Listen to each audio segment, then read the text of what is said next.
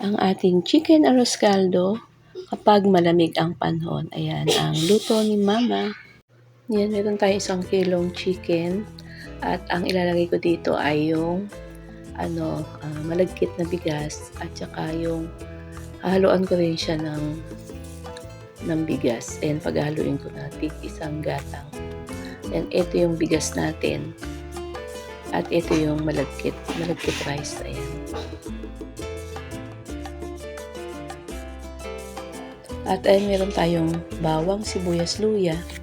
At ito yung ating bigas at yung ating glutinous rice. Binabad ko na sa tubig. Ayan, at tayo ay magigisa na. Nilagyan ko lang ng konting butter. At ang ginamit kong lutuan dito ay yung pressure cooker. Kasi yung pressure cooker ay makapal para hindi dumikit yung hindi manikit sa ilalim.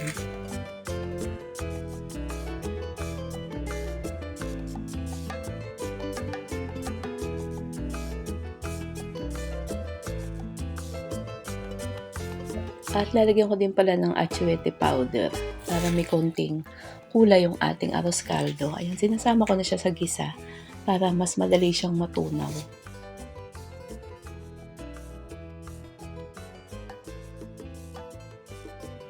Ayan, nilagay na natin yung ating chicken at halu-haluin lang natin ng konting halo lang.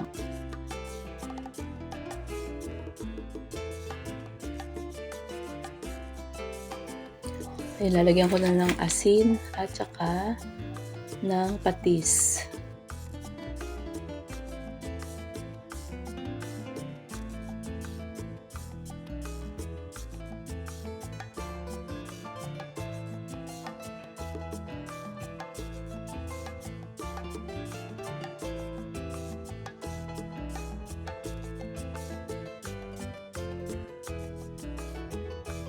Ayan, kapag na-saute na ng husto o nasangkot siya na ng husto, yung lumabas na yung kanyang sariling mantika, ay pwede na nating isama yung ating malagkit at yung ating bigas para din siya, masama sa sangkot siya. Ayan, sinama ko na siya sa sangkot siya ng manok. At after nito ay lalagyan na natin ng tubig.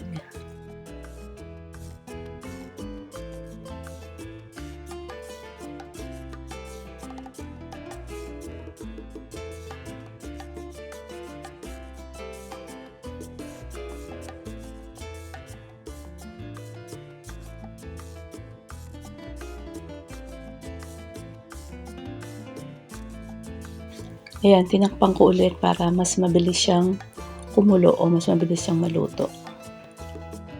Ayan, kumukulo na siya, parang kulang pa yung ating tubig. At halu-haluin muna para hindi manikit yung ilalim. Ayan, paminsan-minsan ay haluin para hindi siya didikit. Kasi 'di ba may kapag may kasamang malagkit rice, ay siya madikit sa ilalim.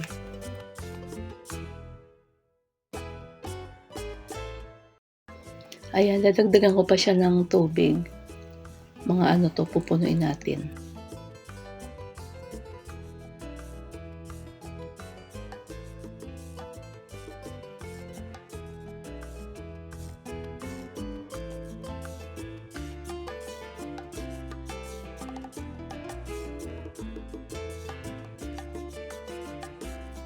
Nilagyan ko po pa siya ng paminta.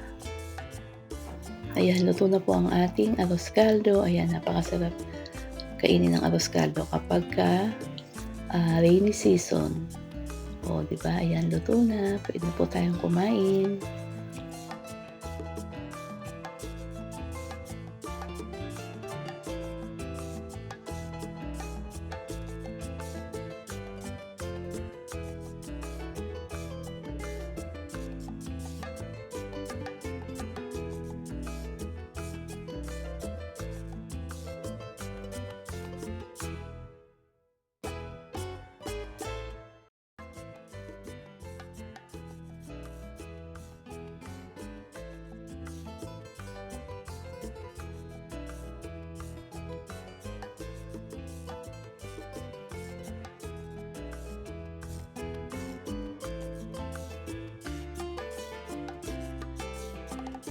Puwede po natin lagyan ng fried garlic at saka spring onions.